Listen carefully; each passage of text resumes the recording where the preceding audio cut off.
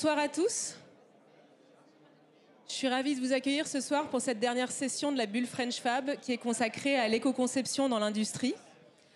Avec mes deux intervenants qui sont dirigeants d'entreprise, on souhaite vous montrer comment l'éco-conception peut vous permettre de rendre vos entreprises moins carbonées, plus durables, mais aussi plus résilientes et plus performantes. Je suis Sophie Fabre, je suis experte environnement à la BPI et j'aurai le plaisir d'introduire cette session.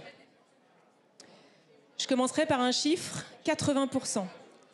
80%, c'est la part des impacts environnementaux d'un produit qui sont définis dès sa phase de conception. Quand on imagine un nouveau produit, on pense à ses performances techniques, on pense à son marché. Il est aussi crucial de s'intéresser à ses impacts environnementaux, car ils sont définis dès sa phase de conception, comme on vient de le voir.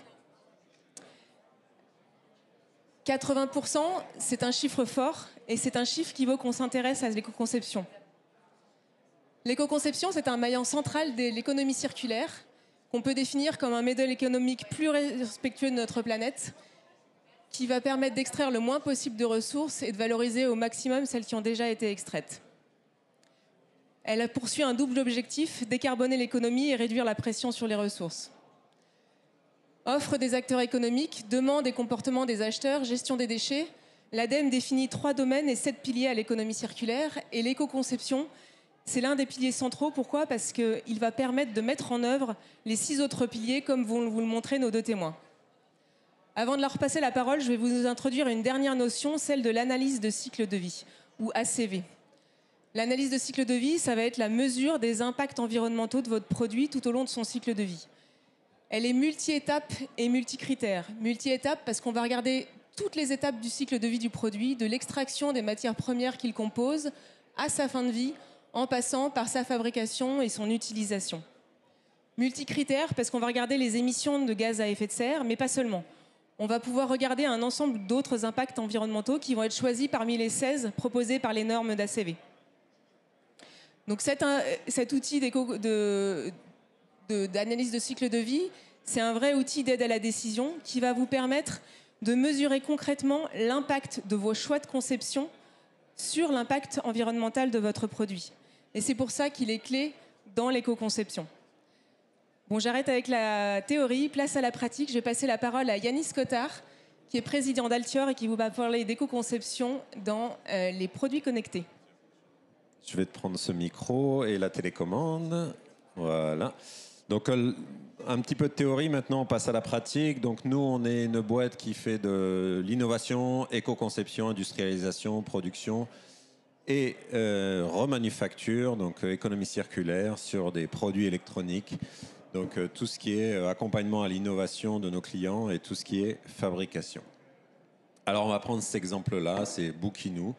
C'est une liseuse d'histoire pour enfants pour l'apprentissage à la lecture.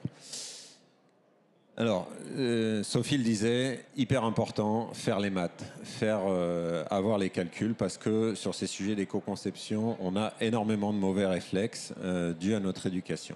C'est hyper important de faire les maths. Elle est multicritère, là je vous en ai mis 3. Changement climatique, donc ça c'est en carbone équivalent. Épuisement des ressources minérales, utilisation de l'eau.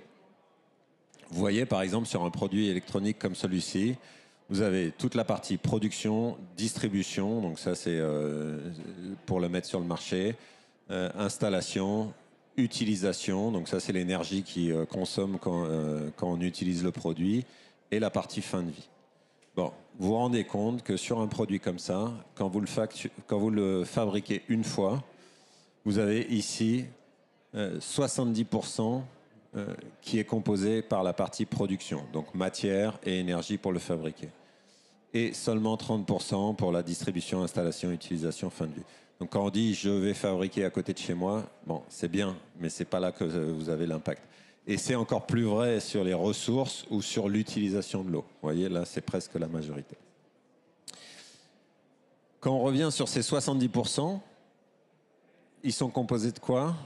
5% uniquement d'énergie pour le fabriquer, 10% de la matière, donc ça c'est le plastique vert, le plastique blanc, le bouton, le petit ruban de textile, et 85% de l'impact sont les produits électroniques. Donc vous faites 70 fois 85, vous êtes rendu à 60% de l'impact, c'est les produits, les composants électroniques qui composent le produit. Donc quand vous allez vouloir éco-concevoir le produit avec un but de réduire son impact, mais une fois que vous avez parlé un peu de sobriété et de fonctions essentielles, si vous estimez que toutes les fonctions sont là et que vous avez besoin de tous ces composants, vous n'avez pas vraiment de moyen de réduire l'impact, sauf en réfléchissant à des nouveaux business models. Parce que quand on conçoit un produit comme ça, on va avoir la durée d'une carte électronique qui va être entre 10 et 15 ans au minimum, parfois encore plus. Par contre, on a une durée d'usage qui va être de peut-être 3 ans. Donc on se retrouve avec un produit qu'on a mis sur le marché, donc 60% de l'impact vient des composants électroniques qui, eux, peuvent durer 15 ans, mais on va l'utiliser pendant 3 ans. Alors qu'est-ce qu'on fait pour réduire l'impact environnemental? Un des réels moyens de réduire son impact, c'est d'allonger la durée de vie ou d'usage, qui est hyper important sur cet aspect éco-conception, on y reviendra après. Alors, Bookinou, c'est un produit qui a une durée d'usage relativement faible. Vous pouvez avoir des produits qui sont nativement installés et que vous n'allez jamais démonter jusqu'à ce qu'ils tombent en panne. Donc là, effectivement, il faut vraiment se concentrer sur la durée de vie. Par contre, sur un produit comme Bookinou, c'est comment est-ce qu'on passe sur l'économie circulaire ou économie de la fonctionnalité, de la coopération. Et pour vous donner une comparaison, si on arrive à récupérer ces produits pour les remanufacturer, donc les remettre à neuf, on va par exemple sur celui-là, on le fait déjà, on va changer les coques plastiques parce qu'elles ont été un peu malmenées dans la vie avec l'enfant, on va changer le jack audio parce que l'enfant quand il met son jack, il ne fait jamais très attention, on va changer la batterie et voilà, et on le remet, on teste la carte électronique, on s'assure qu'elle est bonne et on remet à neuf. Un produit neuf, c'est 4,5 kg de CO2 équivalent. Un produit remanufacturé, c'est 1,5 kg de CO2 équivalent. C'est 3 fois moins. Donc si vous mettez dans ces modèles d'économie de la fonctionnalité, vous avez vu, on est en un rapport de 15 ans de durée de vie de la carte contre 3 ans de durée d'usage. Imaginez, vous lui donnez 5 vies. Okay, si vous mettez 5 fois le produit sur le marché pour répondre à 5 usages, vous avez 500% d'impact.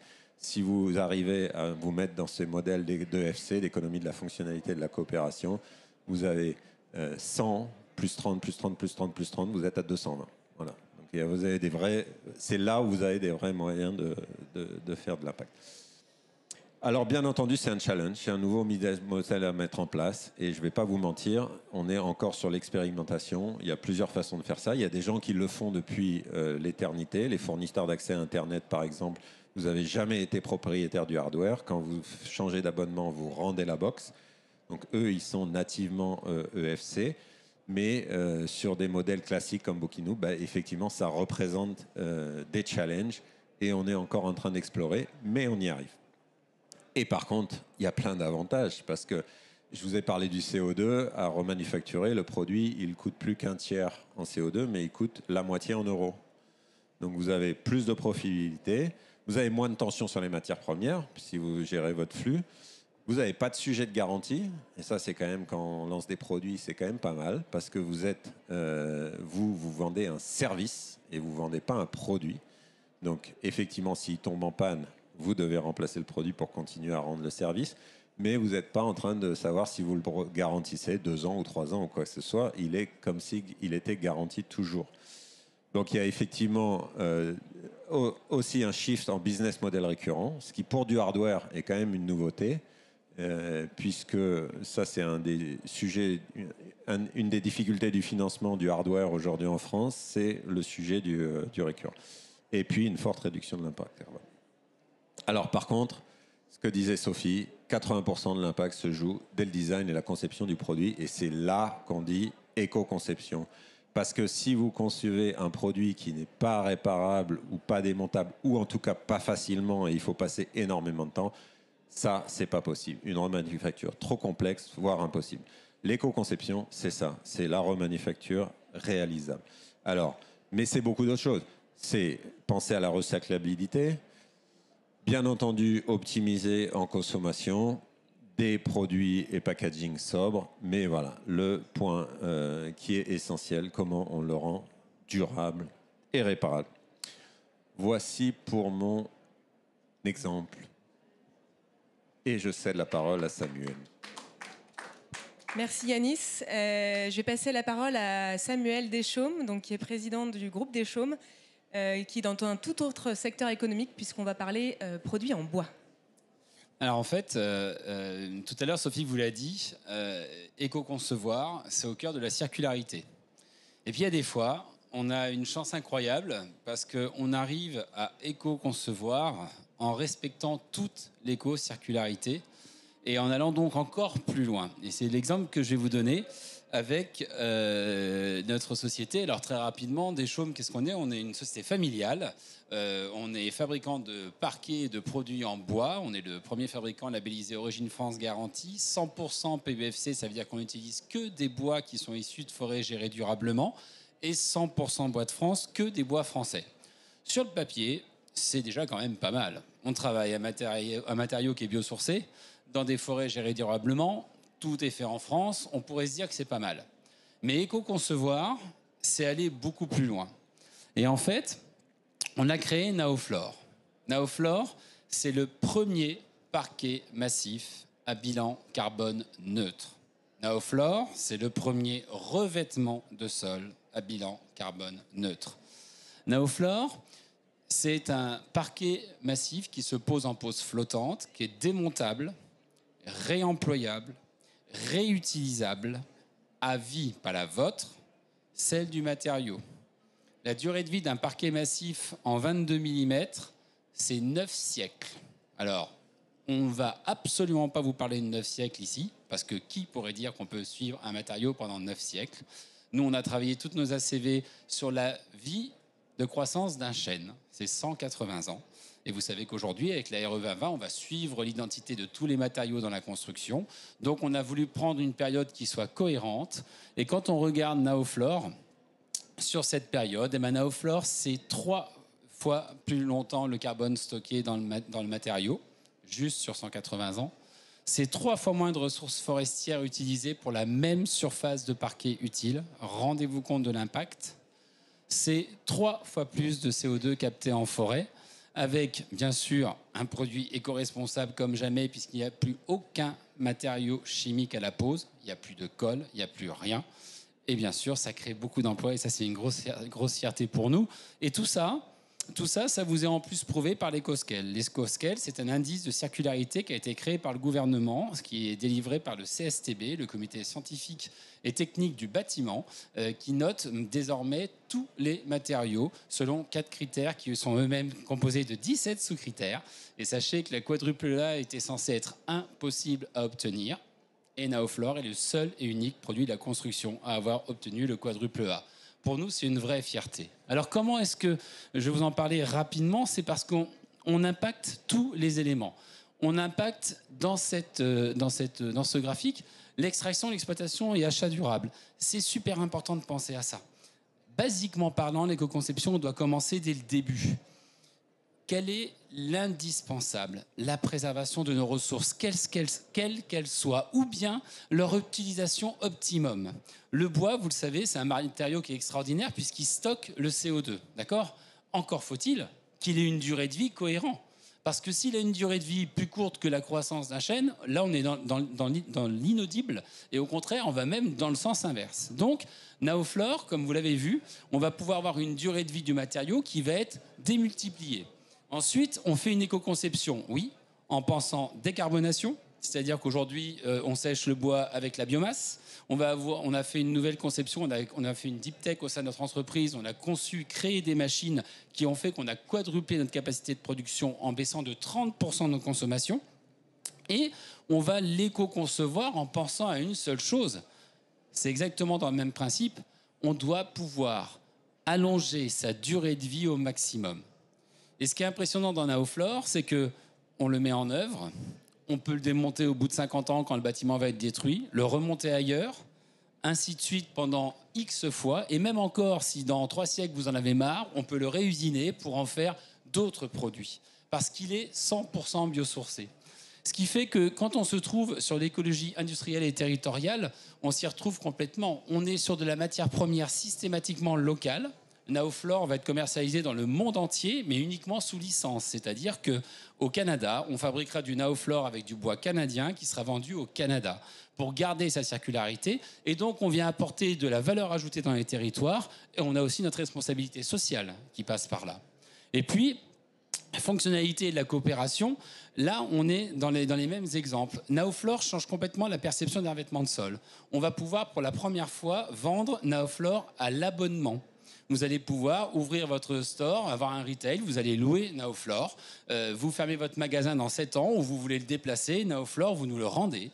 Et on va le louer quelque part. Dans les immeubles de bureaux, c'est fini ces moquettes affreuses. Bientôt, vous viendrez là, il y aura du Naoflore par terre, il y aura beaucoup moins de pollution et ce sera beaucoup plus sain. Et Naoflore, on le démontera pour le remonter sur le prochain big. En fait, on va créer tout un écosystème autour de la réutilisation de Naoflore et du bois. Et puis, voilà, une consommation responsable. C'est ça qui est génial, c'est qu'on propose aux gens un acte militant. Je vais peut-être en choquer beaucoup d'entre vous, mais toute l'histoire de 1 mètre carré acheté, un arbre planté, de nous, quand vous faites ça, on met tant d'arbres, c'est du flan absolu. Désolé, flan absolu, j'insiste, greenwashing de A à Z. Or là, quand vous prenez Naoflore, pour la première fois, le produit que vous achetez, il va vous faire un acte direct sur l'impact environnemental du produit. Ensuite, allongement de la durée d'usage, vous avez compris, je démonte, je remonte, je peux même ou réemployer ou réutiliser. La différence, c'est qu'on est en train de travailler beaucoup légalement sur ces vocabulaires-là. Réemploi, je repose en tant que parquet. Réutiliser, je réutilise le bois en tant que matière première pour refaire un autre produit. Et puis, on va finir par le recyclage. C'est la grosse puissance de Naoflore. C'est que Naoflore, son recyclage, il sera dans X siècles quand il sera devenu tellement fin que je ne pourrais plus rien en faire d'autre. Vous savez quelle est la limite d'un parquet ? Vous connaissez tous dans les immeubles haussmanniens ces petits parquets en petites lamelles qui font 25 cm là, par 5 cm de large. Ça peut descendre jusqu'à 4 mm. Donc vous avez une durée de vie potentielle d'un Naoflore qui est énorme. Et effectivement, quand on l'aura fait durer X siècles, on finira par arracher cette dernière petite lamelle pour la brûler. Voilà ce qu'est Naoflore. Et croyez-moi, regardez, c'est ce simple geste. Hop là. Je ne peux pas le déclencher, je suis désolé. En fait, vous avez juste une sous-couche en liège plus caoutchouc, recyclé bien sûr, tout ça. Et vous avez juste à venir mettre, et je ne peux pas déclencher le geste de la vidéo. Sachez qu'il répond aux peurs des clients, c'est-à-dire tout ce qui bloque les gens pour acheter un parquet, c'est la difficulté de mise en œuvre. Naoflore se pose aussi facilement qu'un strat. Et tout ça n'a de sens que si Naoflore... Alors ça, c'est son zoom de réchauffement climatique. Il est assez sympa, s'il faut le regarder, par rapport à tous les autres vêtements de sol. Rien qu'un parquet traditionnel, c'est ici. Je fais court parce que je déborde. Ça va nous emmener à être le premier fabricant européen de parquet d'ici à 3 ans. Alors, c'est pas du tout le cocorico d'être le premier. C'est que notre but, c'est que le plus vite possible, tous les anciens parquets, ce que nous on appelle des anciens parquets, ce soient des Naoflore, pour que très très vite, le maximum possible, on impacte sur l'environnement, on prélève moins de ressources pour la même surface de parquet. Et donc le but, c'est qu'on grossisse au niveau de notre capacité de production pour pouvoir apporter ce parquet sur le marché. Voilà ce qu'est Naoflore. Je vous remercie.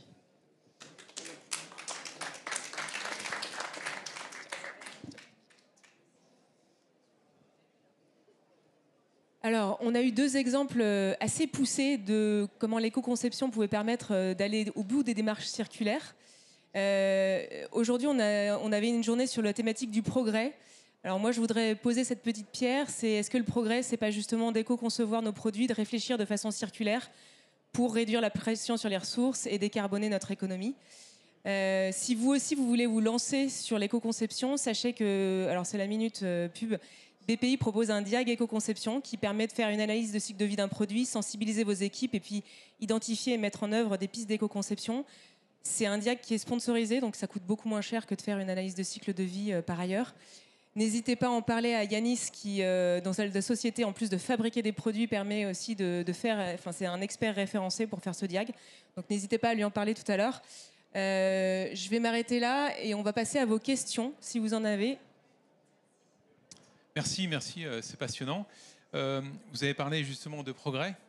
Est-ce que finalement le progrès, c'est pas l'accessibilité à tous de produits éco-conçus ? C'est-à-dire que on n'a pas vu beaucoup de dimensions économiques, d'accessibilité. Alors, je vais répondre. Parce que c'est ça l'impact finalement. L'impact. Naoflore est pas un. Je posais pas la question en étant en doute par rapport à Naoflore, Bien sûr. mais d'une façon la plus générale, mais, dans l'introduction sur l'éco-conception. J'ai pas tout- vu de design to cost proéminent. Toute éco-conception, toute innovation n'est valable que si elle est commercialisable. Naoflore n'est pas 1 centime plus cher qu'un ancien parquet. Et ça, effectivement, vous avez raison, c'est certainement la plus... Vous savez quelle est la part que le consommateur est prêt à payer pour avoir un produit français par rapport à un produit d'importation en pourcentage? Vite fait comme ça. Non, c'est pas 0 la réponse, heureusement. D'après vous, c'est 10, 15, 20, 5, 10. Vous n'êtes pas trop loin, c'est 7%. 7%, c'est la part. Et très honnêtement, voyez, on ne s'est pas dit on va le vendre 7%, parce qu'en plus on fait que du français. Non, on a dit on va le rendre accessible au plus grand nombre, et donc c'est au même tarif qu'un produit normal. Sur le produit électronique, en tout cas, nous, quand on traite un client, ça va lui coûter peut-être 15 000 € de plus en études, parce qu'on va faire la partie ACV, etc. Mais on parle de 15 000 € sur un produit hardware qui va coûter 300 000, 400 000 € à industrialiser. Et en prix produit, ce ne sera pas plus cher, et potentiellement moins cher. Puisqu'on y rajoute un peu de sobriété. Quand on met de la matière plastique recyclée, elle coûte un peu moins cher.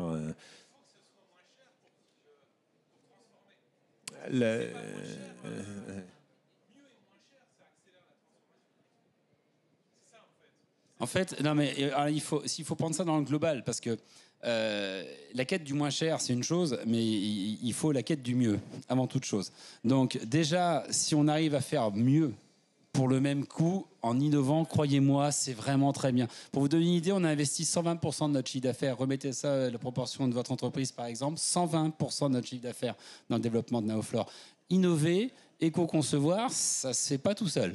Donc déjà, si on fait mieux pour le même coût, c'est déjà pas mal. Et je suis d'accord avec vous, hein, mais sur la remanufacture, pour le coup, quand on ne parlait que impact et geste sociétal à nos clients, personne bougeait, quoi. Quand on a commencé à leur parler en euros et leur dire qu'un remanufacturé coûterait 2 fois moins cher, là, on a commencé à avoir une vraie attention.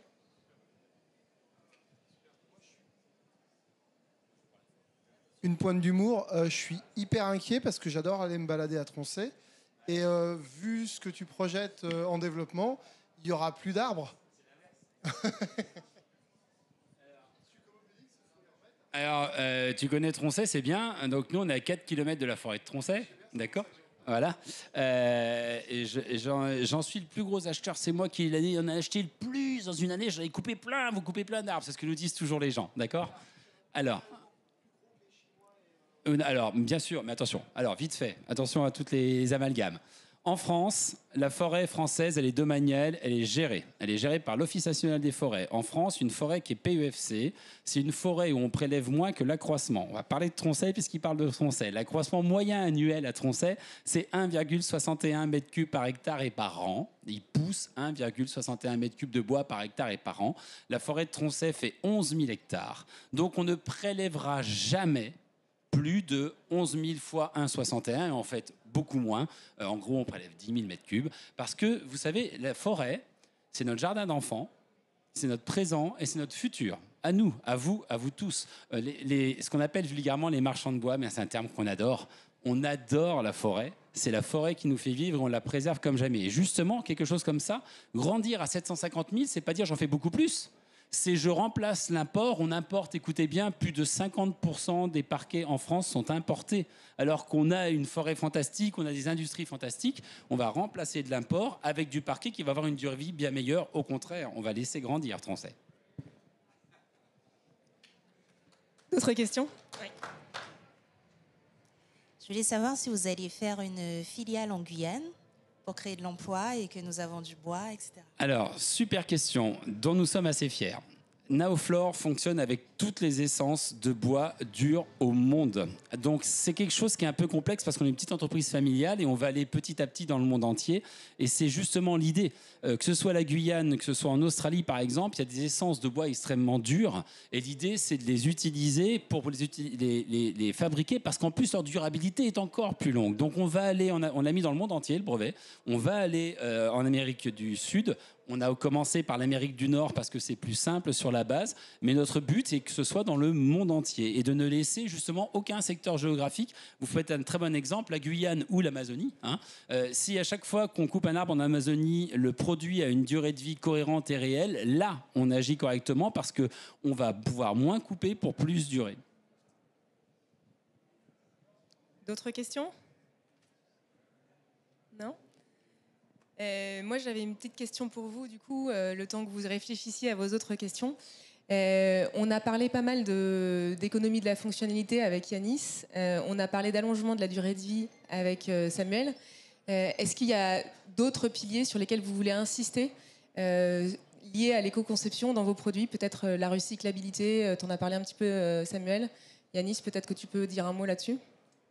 Ouais, donc la recyclabilité, on en parlait un petit peu avant. Nous, on a créé notre propre chaîne de recyclage de matières plastiques. Donc, on va à la collecte des produits avec certains de nos clients. C'est de la vraie coopération. On récupère les matières plastiques et on a...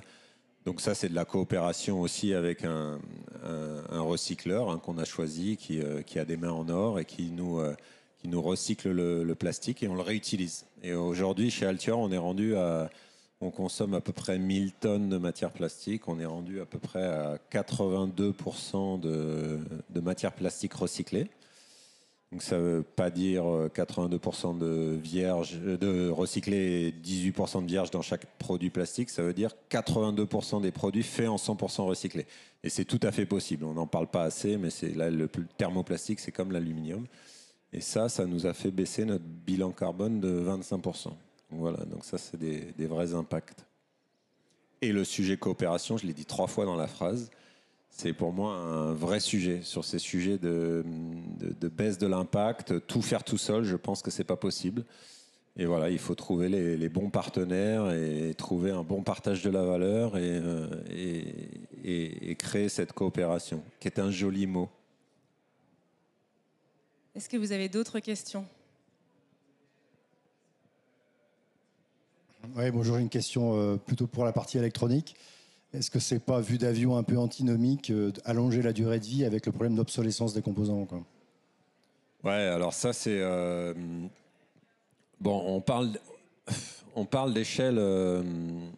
on parle d'échelles de temps qui ne sont pas celles du bois. Donc on parle de 15 ans. Donc effectivement, il y a de l'obsolescence. Nous, on réfléchit à des nouveaux business models où on créerait les produits modulables. Donc, tu aurais une alim modulable, un micro modulable, un accéléro modulable. Et puis, bon, au fur et à mesure de l'obsolescence, tu changerais. Après, on est quand même sur des échelles de temps qui sont bonnes. Et aujourd'hui, le problème d'obsolescence dans l'électronique, tu vois, tu peux plus télécharger d'app sur ton iPhone ou ton iPad. Le téléphone, il marche très bien. Alors, peut-être la batterie marche un peu moins bien, mais le téléphone, il continue à marcher. C'est une obsolescence logicielle voulue. Bon, sous prétexte parfois que le microprocesseur est plus suffisamment pour les apps, mais bon, quand tu avais WhatsApp sur ton téléphone et que t'as un iPhone, t'as un iPhone 6 et on te dit bah non, iPhone 6 tu peux plus update.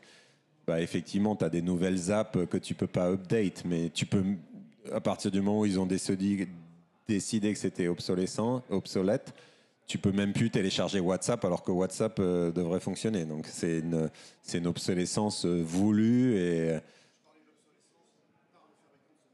ouais, mais alors celle-là pour le coup sur l'échelle de temps, elle est relativement ok, elle est plus longue quand même. Il nous reste moins d'1 minute si vous avez une dernière question, sinon... Voilà. Une petite question sur le social. Comment on intègre la partie sociale dans l'éco-conception? Parce qu'on parle beaucoup d'environnement dans l'éco-conception, mais comment on peut se poser des questions de comment a été fabriquée ma matière durable et comment on peut intégrer ça? Moi, si je réponds moi, c'est de la triche parce que comme elle a été fabriquée, la matière durable, ça n'a pas beaucoup fait de mal.